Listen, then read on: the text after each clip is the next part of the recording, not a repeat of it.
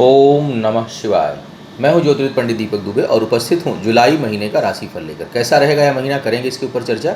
नए दर्शकों को बता दूं कि जो मेरा राशिफल होता है लग्न राशि पर आधारित होता है। इसके लिए आप चंद्र राशि, सूर्य राशि, नामाक्षर इत्यादि को आधार ना माने, बल्कि अपने लग्न राशि को आधार माने। दूसरा, बेहद सामान्य आधार पर होता है। आपको चाहिए कि कोई विशेष परिस्थिति हो तो अपनी कुंडली का विश्लेषण कराएं, उसके बाद किसी निष्कर्ष पर पहुँचें। जुलाई महीना बहुत महत्वपूर्ण महीना होने जा रहा है कई दृष्टिकोण से, और सबसे अधिक जो महत्वपूर्ण है वह है कि जुलाई महीने में श्रावण का महीना पड़ रहा है पूरा। 5 जुलाई को चंद्र ग्रहण है और उसके बाद 6 जुलाई से श्रावण माह प्रारंभ हो रहा है। सबसे शुभ बात यह है कि इस बार का जो श्रावण का महीना है यह सोमवार से शुरू होकर 3 अगस्त सोमवार को ही पूर्ण होगा। 5 सोमवार पड़ रहे हैं, तो जो लोग सोमवार का व्रत वगैरह प्रारंभ करना चाहते हैं उनके लिए बड़ा अच्छा यह मौका हो जाता है कि जो है वो सोमवार से श्रावण प्रारंभ हो रहा है और 5 सोमवार इसी में मिलेंगे, उसके बाद आगे आप करते रहिए। तो उस दृष्टिकोण से बहुत बेहतर।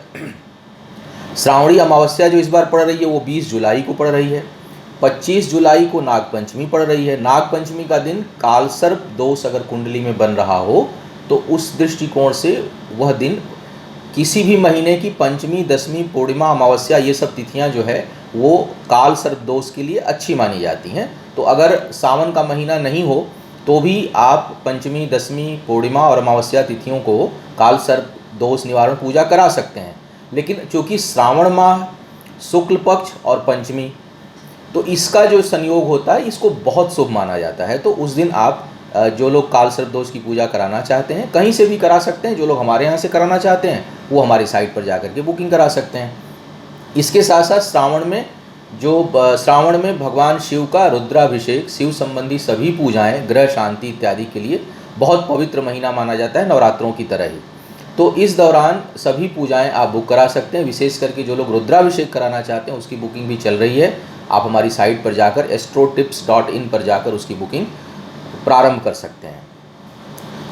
गुरु बृहस्पति जो मकर राशि में चल रहे थे वो जून के अंतिम दिनों में आ जाएंगे धनु राशि में। इस पूरे महीने धनु राशि में रहेंगे लेकिन वक्री अवस्था में रहेंगे।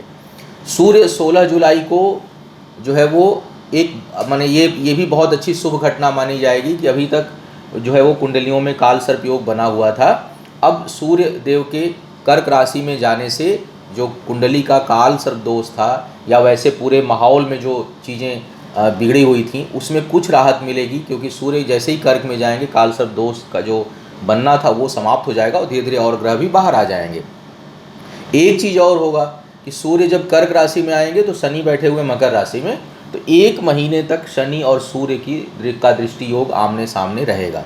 इस कारण प्रजा और शासन दोनों में ही तनाव और वैचारिक मतभेद और असंतोष उत्पन्न होने की संभावना बनेगी। इसके साथ साथ प्रभावशाली और जो प्रशासनिक क्षेत्र में जो लोग काम करने वाले हैं उनके लिए यह समय थोड़ा कठिन होगा, उनके लिए चुनौती भरा समय यह हो सकता है जुलाई का महीना।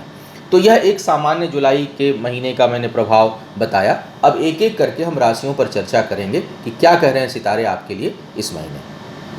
कर्क वालों की बात करते हैं, क्या कह रहे हैं सितारे इस महीने। कई सितारे अब थोड़े अनुकूल इस समय दिखाई दे रहे हैं आपके लिए, तो कुछ शुभता जो है वो बढ़ेगी। विशेष करके कार्य व्यापार के मामलों की यदि मैं बात करूं तो आय में इस महीने अच्छी उन्नति का योग दिखाई दे रहा है। आय जो है वो आपकी किसी न किसी प्रकार से बढ़ती हुई दिखाई दे रही है। पद प्रतिष्ठा में भी वृद्धि के संकेत स्पष्ट रूप से सितारे दे रहे हैं। तो आपको कुछ हो सकता है नई जिम्मेदारियां मिलें, आपका सम्मान बढ़े, समाज में आपका मान बढ़े, और प्रमोशन इत्यादि अगर किसी का है इस महीने होने की संभावना है तो वो आपके पक्ष में हो सकता है।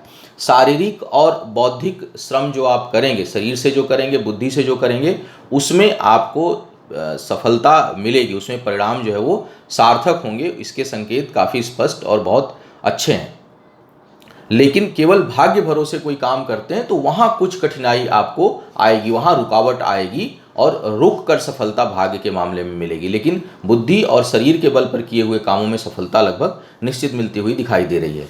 शत्रुता इस समय कोई करेगा आपसे तो वो परास्त होगा। भाग्य उस विवादों के मामले में भाग्य आपके साथ है। इसका मतलब विवाद करना नहीं है, लेकिन अगर कहीं पर है, कहीं कोई आपको परेशान कर रहा है, कहीं कोई आपको तकलीफ दे रहा है, तो वहाँ पर भाग्य आपके साथ होगी और शत्रु जो है वो परास्त होंगे, विवाद में आपको विजय मिलेगा।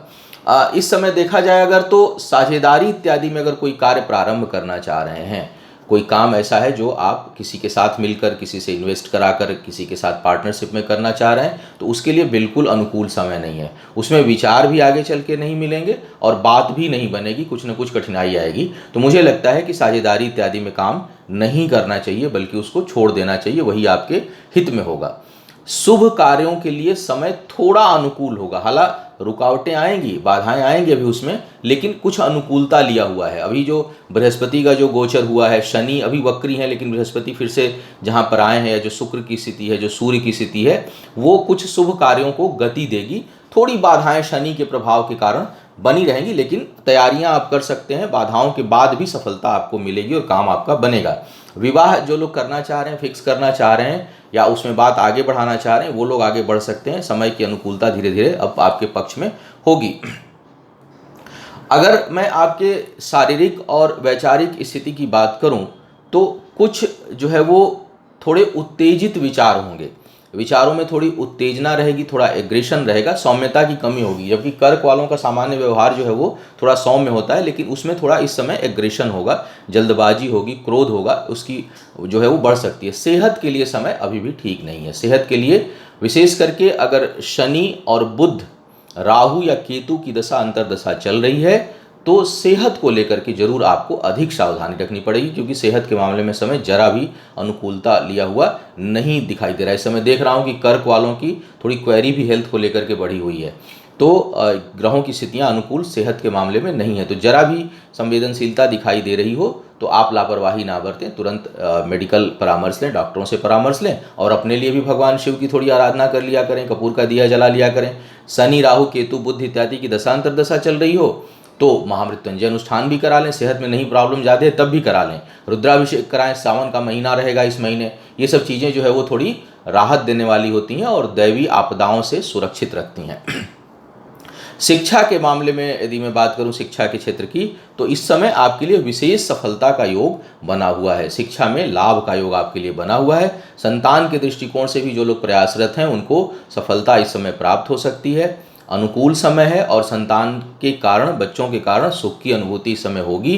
भाग्य का साथ कुछ हद तक रहेगा, इसलिए जो है वो छोटे मोटे प्रयोग यदि कोई करना चाहे, जैसे कई बार हम अपने काम में कुछ नए प्रयोग करते हैं, तो वो आप कर सकते हैं, लेकिन थोड़ा बहुत बड़े स्केल पे नहीं करिएगा, सावधानी के साथ करिएगा, क्योंकि शनि की दृष्टि भी अभी भाग्य स्थान पर है। तो थोड़ी छोटे मोटे, जैसा मैंने कहा कि प्रयोग कर सकते हैं, लेकिन बहुत बड़ा रिस्क नहीं लेना है। आप सावधानी के साथ प्रयोग करेंगे तो उसमें सफलता मिल सकती है।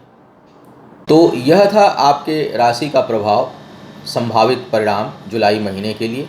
आपका आने वाला समय शुभ हो, आयु, आरोग्य और ऐश्वर्य की वृद्धि हो, इन्हीं शुभकामनाओं के साथ आपसे विदा लेना चाहूँगा। पुनः मुलाकात होगी किसी नए विषय पर, तब तक के लिए मुझे आज्ञा दीजिए। ओम नमः शिवाय।